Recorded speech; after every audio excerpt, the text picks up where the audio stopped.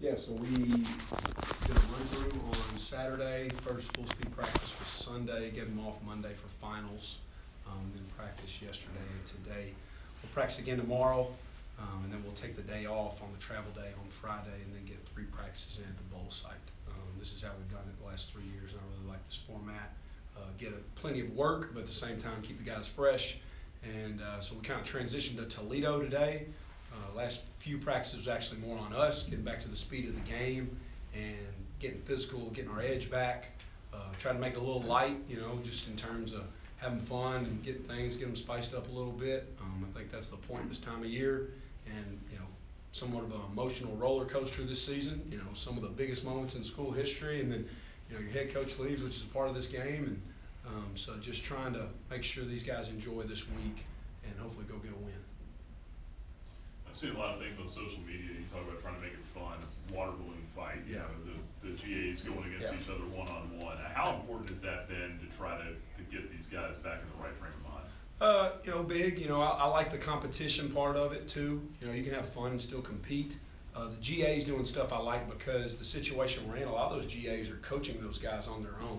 So they're building those relationships. And being a young coach when I was their age, you kind of have a special relationship with those players because you're not that far removed, right, from the situation they're in. I like getting those GAs involved in that stuff because it creates a lot of fun, and those players really love to see those guys getting out there. So it's been great. We're not just lollygagging, though. It's not just all sunshine and rainbows. We're working hard, too. But that's what I told them, guys, we can have fun and still be disciplined and focus on winning a football game.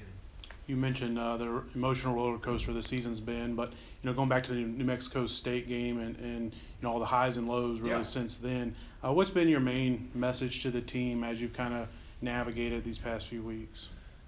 I'd say probably about week 5 or 6, we were probably about as good as anybody in the country. From a group of 5 standpoint, whenever that was, whenever we got ranked and all that stuff, I felt like we were hitting on all cylinders, really on both sides of the ball. That was when we were hitting a little bit of a stride on offense too. And at some point, we just kind of lost that edge there at the end, and trying to get that edge back. That's been our emphasis, our edge, our spirit, whatever you want to call it, confidence, all that stuff. Just trying to get that back and kind of refocus and get to that point's been my focus. Okay, let's jump online real quick. Anthony Romano has a question for you. Anthony, go ahead. Hey, Coach. Anthony from WDBJ. How you doing? Doing well. How's it going? Good.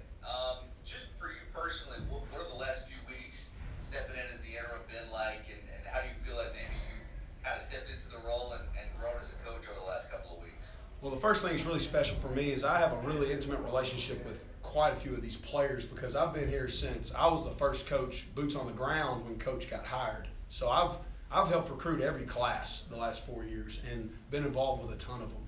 So just to be the guy standing at the front of the room and see that look in their eyes has been real special for me.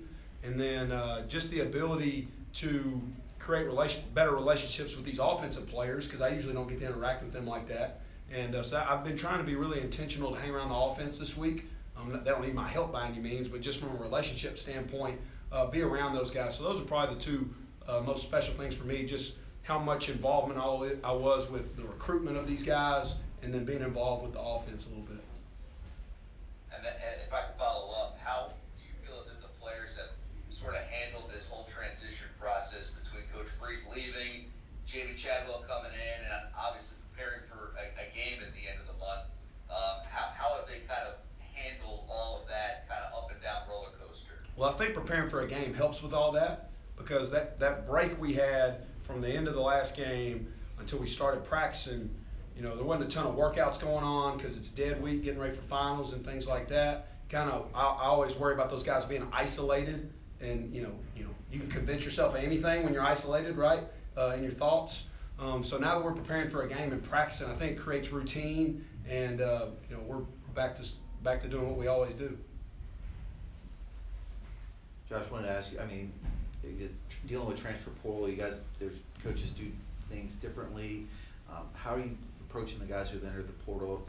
Are you letting those guys who are still here play through the bowl game, and how are you handling that? Yeah, I won't dive too far deep into that, but it's a case-by-case basis.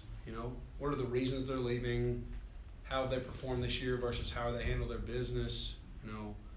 So it'll be a case-by-case basis. There'll be some guys out there that are in the transfer portal that'll play in the game, but there'll be some that won't. It's just a case-by-case basis and totally a judgment call by me and Coach Chadwell. So, I mean, you'll see it'll be 50-50. You'll see a little bit of both out there.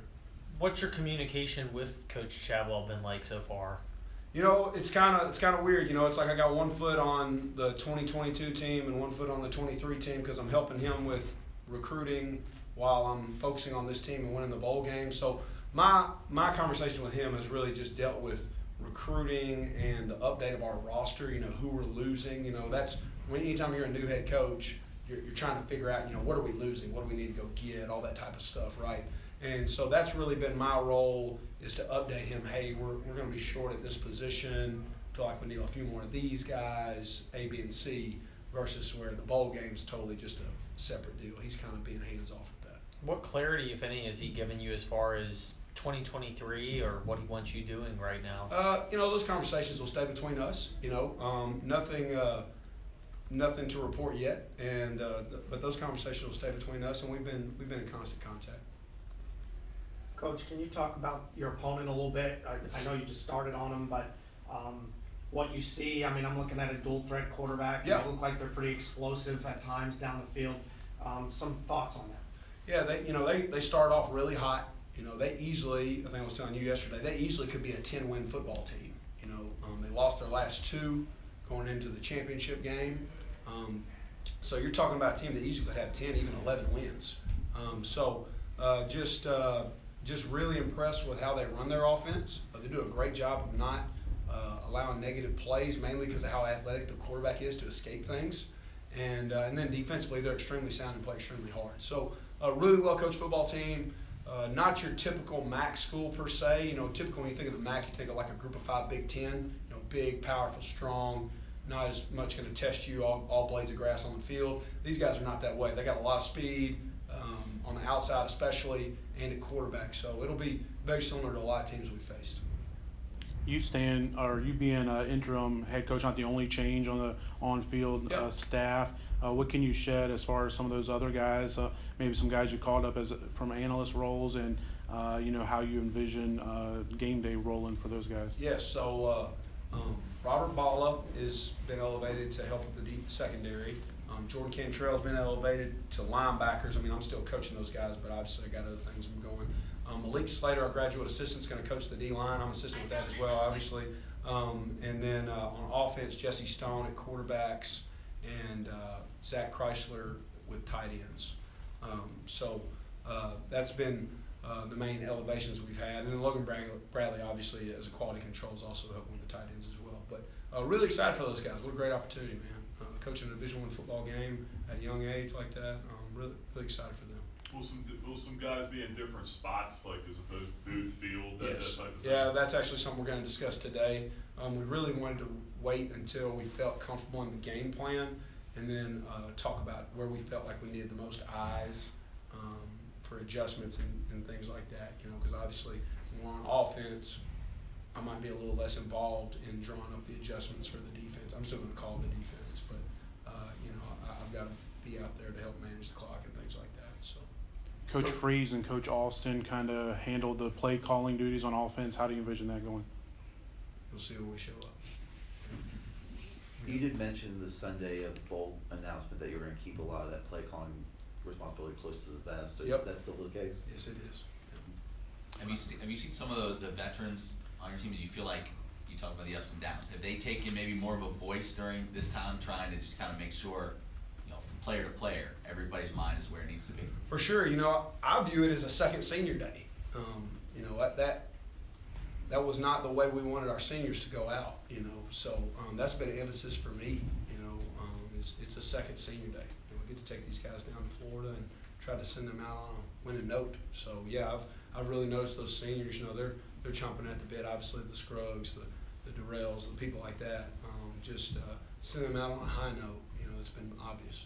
What role have the seniors of the leadership council played in trying to keep everything together in the last month of transition?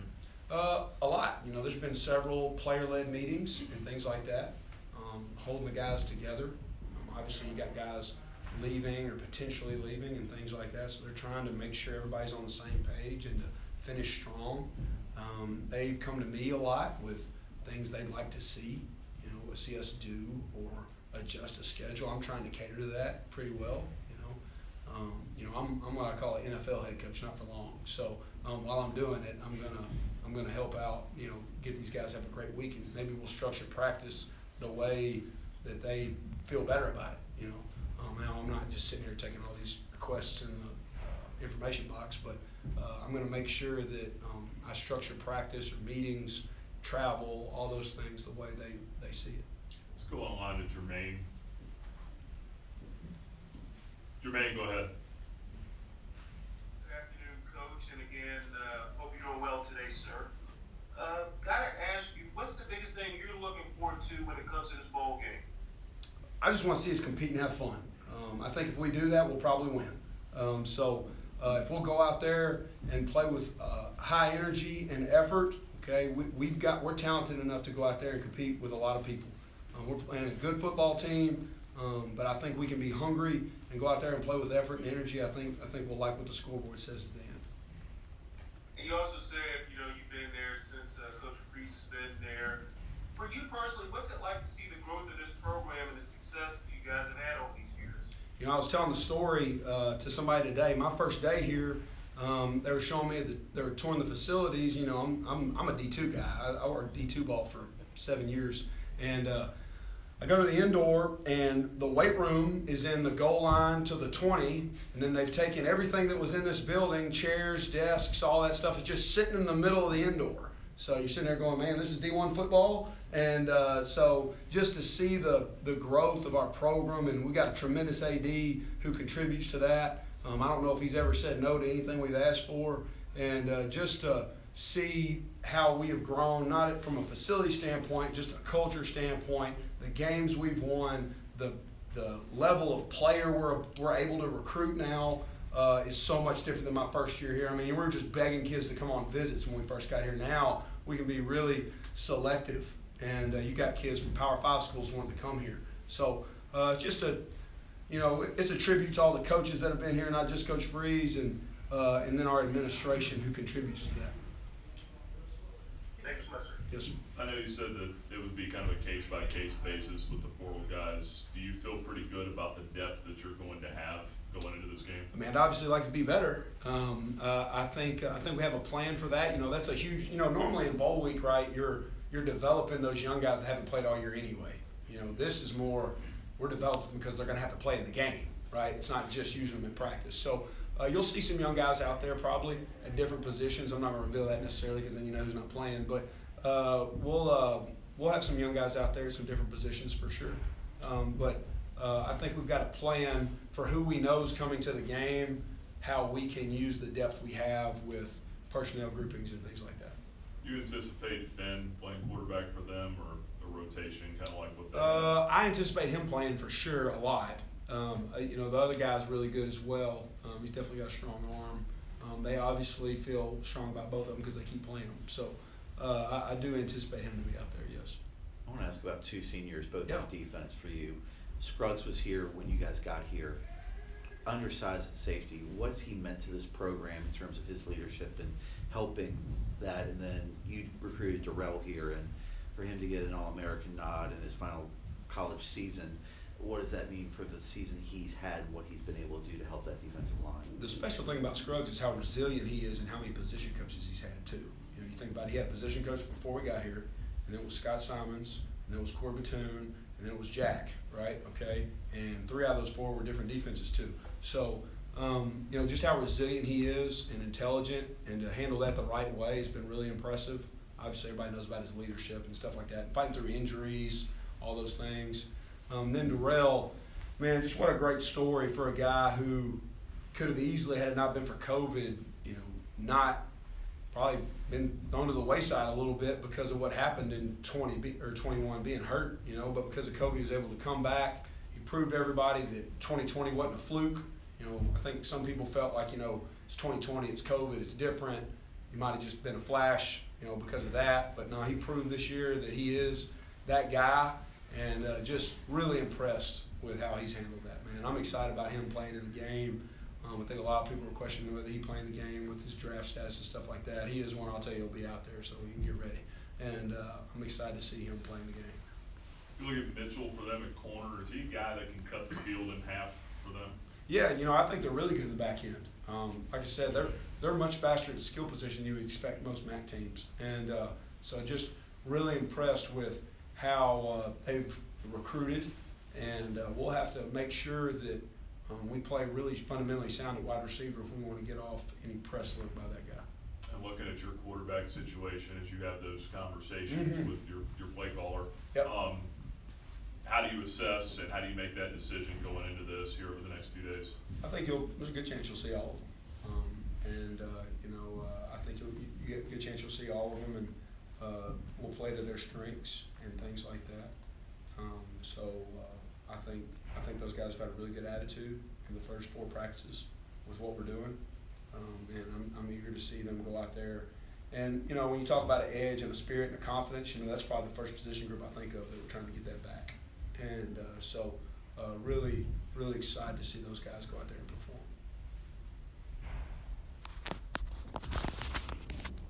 Anything further for Coach?